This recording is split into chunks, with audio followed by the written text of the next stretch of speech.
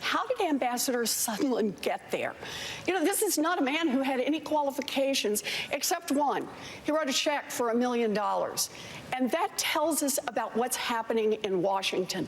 The corruption, how money buys its way into Washington. I have made it very clear that this is impeachable conduct, and I've called for an impeachment proceeding.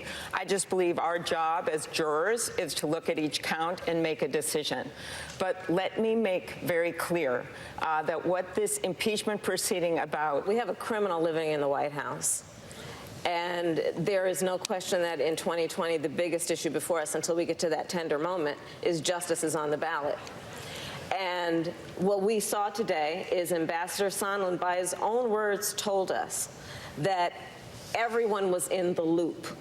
That means it is a criminal enterprise engaged in by the president, from what we heard today, the vice president, the secretary of state, and the chief of staff. We cannot simply be consumed by Donald Trump.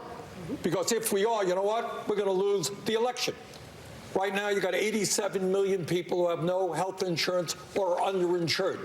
We're facing the great existential crisis of our time in terms of climate change. You got 500,000 people sleeping out on the street, and you got 18 million people paying half of their limited incomes for housing. What the American people understand is that the Congress can walk and chew bubble gum at the same time.